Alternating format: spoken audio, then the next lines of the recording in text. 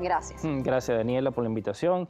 Y bueno, siempre es consecuente en hablar de los temas cardiovasculares, que son una causa principal de morbimortalidad en nuestra sociedad. Muy importante cuidar nuestro sistema cardiovascular y por eso vamos a hablar sobre el síndrome coronario agudo. ¿De qué se trata? Veíamos un adelanto de la entrevista, Sí. pero queremos que sea usted que nos explique de qué se trata. Sí, la definición del síndrome coronario agudo no es más que los síntomas y signos que se evidencian al momento de alguna afección de las arterias coronarias.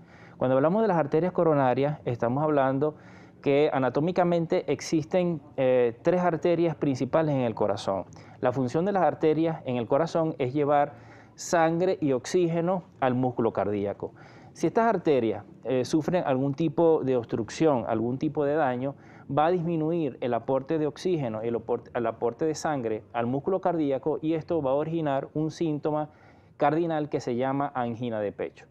Cuando hablamos nosotros de la anatomía del corazón, decimos que existen dos arterias izquierdas y una arteria derecha. De estas arterias izquierdas tenemos la descendente anterior, la circunfleja y tenemos la coronaria derecha.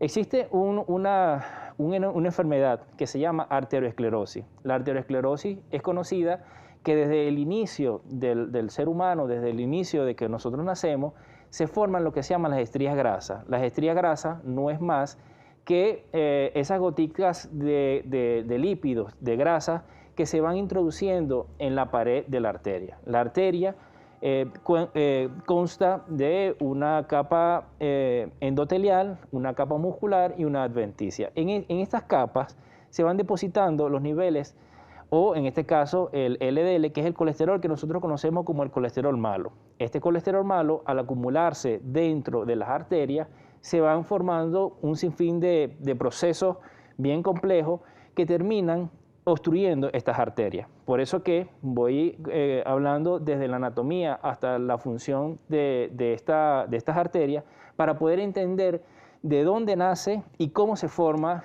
en este caso, la angina de pecho, que es el síntoma cardinal del síndrome coronario agudo. Doctor Daniel Álvarez, 3491, nos pregunta a través del Instagram Live lo siguiente. Recomendaciones del especialista para mantener las arterias saludables. ¿La edad influye en el deterioro de las arterias? Sí, por eso que ustedes nos han escuchado hablar, Daniela, en los programas que hemos hecho con mucho gusto, de los factores de riesgo. Recuerden que habíamos hablado de factores de riesgo modificables y factores de riesgo no modificables.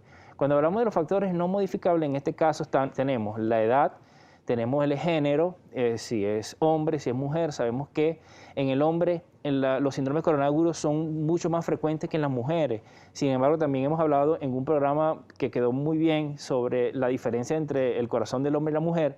Vimos entonces cómo en la mujer, aun cuando no es frecuente el síndrome coronario, la mortalidad es mayor que en el hombre. El hombre puede resistir un poco más el infarto, pero la mujer no, el corazón de la mujer... Porque también intervienen mucho las hormonas allí. Exactamente. Lo que nos protege también son nuestras hormonas. Sí. Llega la menopausia, dejamos de tener estas hormonas protectoras y empiezan muchos de los males que tenemos las mujeres a partir de estas edades, como nos dice, factores no modificables, pero si tenemos factores...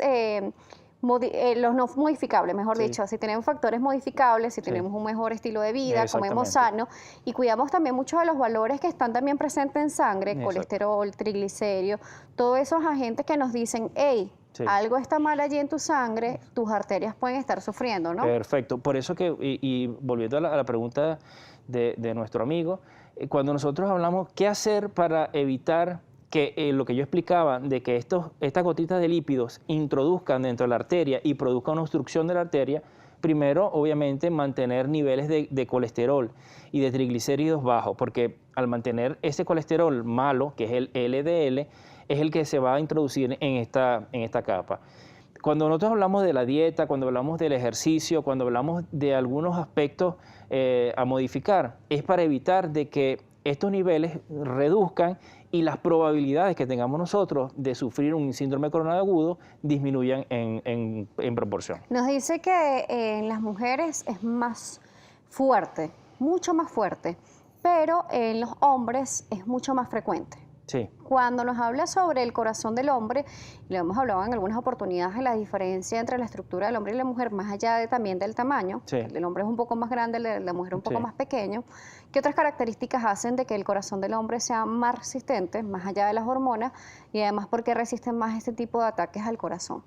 Sí, recuerden que un efecto bien benéfico que tienen ustedes, en este caso los estrógenos y la progesterona. En las mujeres, cuando estos niveles tan altos de tener estas hormonas, evitan que haya un daño endotelial, cosa que en el hombre no tenemos. Nosotros tenemos son la testosterona. Y en cambio, el efecto protector que podemos tener de la testosterona, nosotros tenemos niveles de estrógeno, si tenemos muy bajo, pero no el suficiente nivel como tienen ustedes las mujeres.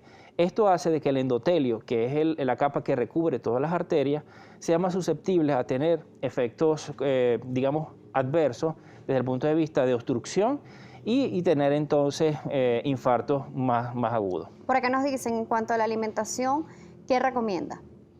Sí, siempre el punto, digamos, más álgido en cuanto a la nutrición. Nosotros hablamos de plan nutricional, porque hablar de dieta, la gente lo asocia con restricción en cuanto a comer.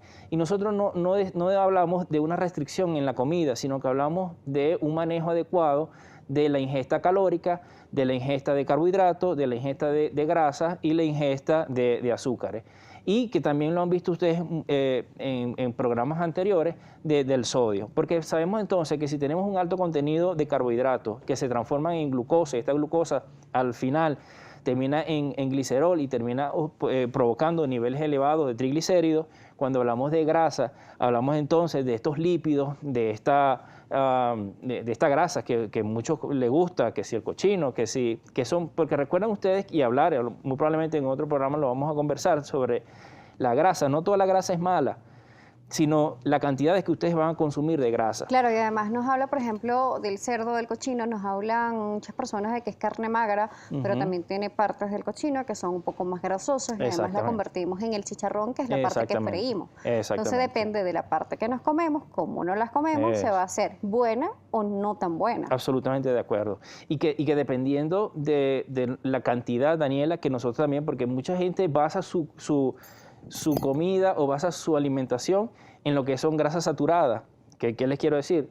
Que comen en la mañana mantequilla, mayonesa, en la tarde comen chicharrón, en la noche comen. Entonces, el aumento de la ingesta de la grasa es lo que va a provocar entonces el aumento de los triglicéridos, aumento de la LDL, y va a provocar obstrucción de las arterias. Hablemos entonces también del colesterol, el llamado bueno, y el colesterol llamado malo, para también denotarlo. Nos habla del DLN. Sí.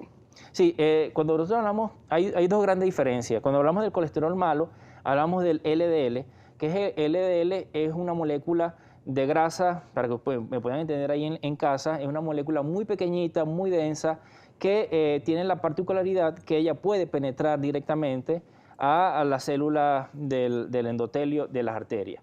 Y el colesterol bueno se llama HDL, es una más grande, y ella, al final del cuento, ella va a recoger todo este colesterol que se produce y todo este colesterol malo, lo recoge y lo lleva hacia el hígado para transformarlo, porque recuerden que el colesterol no es malo, no es el malo de la película, porque él interviene en la formación del endotelio, en la formación obviamente de tejido y de otras estructuras. Vamos a hacer una pausa aquí en Noticias Globovisión Salud. El doctor Asdrúbal Alfonso, cardiólogo intervencionista, nos seguirá acompañando. Recuerden nuestras redes, @salud_gb, @DanielJSalas y @dr_Asdrúbal. Así consiguen a nuestro especialista del día de hoy. A la pausa, volvemos. Seguimos con más de Noticias Globovisión Salud. Asdrúbal Alfonso, cardiólogo intervencionista, nos sigue acompañando. Seguimos viendo las preguntas a través del Instagram Live. También nos dicen lo siguiente: ¿qué recomienda el doctor? ¿Cómo se trata con la alimentación? Ya nos lo decía, pero este mismo usuario nos dice que si el problema arterial es hereditario, ¿se puede heredar? Sí, nosotros pudimos lograr hacer un estudio bien importante en conjunto con una empresa que se llamaba Power Genomics para poder hacer una determinación de unas alteraciones en una parte del cromosoma. Y se ha demostrado de que sí existe una relación bien importante entre y más que todo en los hombres, en padres que han tenido infarto, muy probablemente puedan tener su descendencia, hombres, puedan tener entonces alteraciones genéticas que la predisponen a desarrollar eventos coronarios. ¿Existe algún estudio específico que pueda ayudar a saber si existe esta predisposición genética o no existe actualmente? Sí, hay un estudio que nosotros lo llegamos a hacer un momento, que es la determinación del polimorfismo del 9p21. Este polimorfismo del 9p21 está relacionado en un 80% al tener este polimorfismo, la probabilidad de tener aparición de enfermedades cardiovasculares. Sin embargo, también determinamos nosotros en ese estudio que el polimorfismo con los factores ambientales, si estos están involucrados, las posibilidades aumentan el doble de tener síndrome coronario agudo. ¿Qué quiere decir?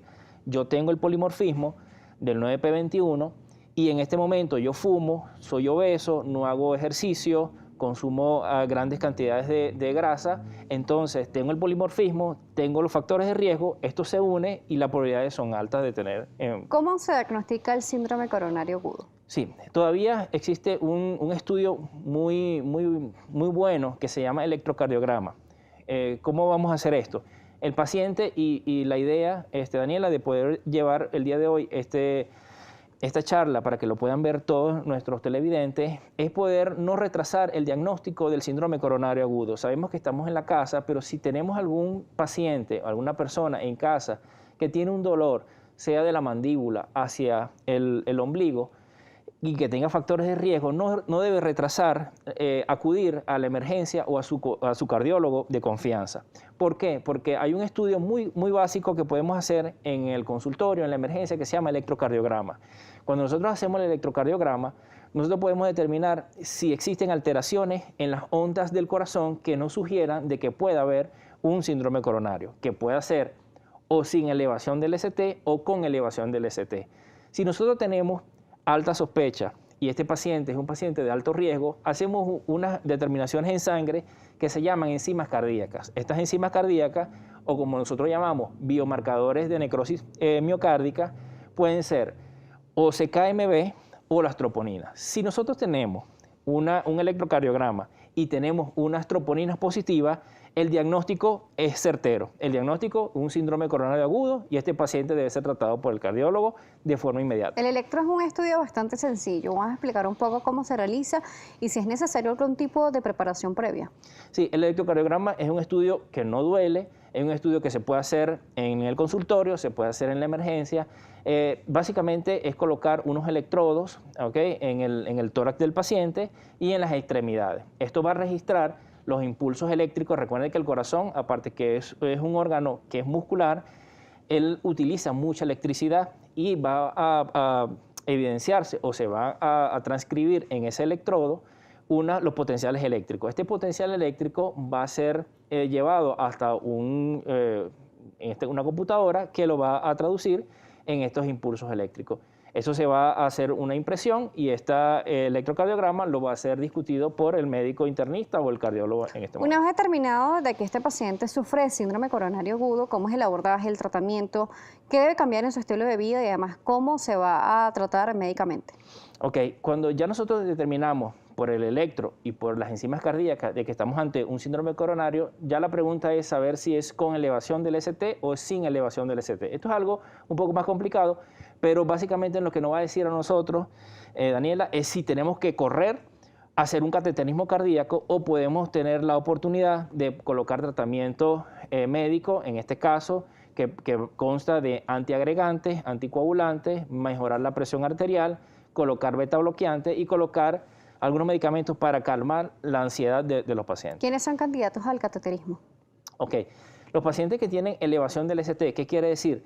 Cuando nosotros vemos en el electrocardiograma que hay una elevación del ST, significa de que la arteria está ocluida un 100%, porque bueno, podemos también nombrar de que la arteria esta que yo les comentaba al inicio del programa, puede estar obstruida un 90%, un 80% y un 70%, pero cuando se ocluye 100%, va a transcribir en el electrocardiograma una elevación del segmento ST.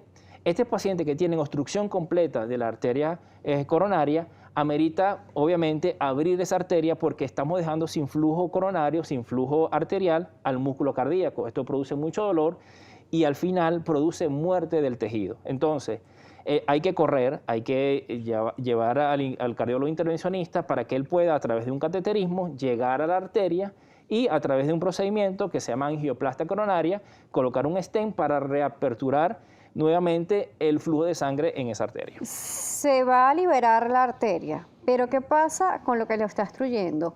¿Se va a eliminar, se limpia por completo o simplemente queda allí con esta malla recubierta estas paredes y genera también un tipo de riesgo si no se cuida a este paciente? Buena pregunta, Daniela. ¿Qué ocurre? Cuando nosotros colocamos el stent, esto lo que va a permitir de que abrir la luz del vaso, pero lo que en este caso lo que estábamos conversando anteriormente, estas células de lípido o esta grasa o estas placas de calcio o estas placas de grasa se van a tornar hacia la periferia. Existen dos posibilidades. Hay un stent que tiene un medicamento, de todas maneras, después vamos a conversar muy bien sobre lo que es el stent, pero el stent tiene un medicamento que va a evitar que estas paredes se vuelvan a derrumbar y también va a permitir de que este lípido que está en las periferias se degrade y entonces vuelva otra vez a su estado normal las arterias. Tenemos a Daniel Truncieta que nos dice, buenas tardes, ¿desde qué edad una persona se debe hacer un examen cardiovascular?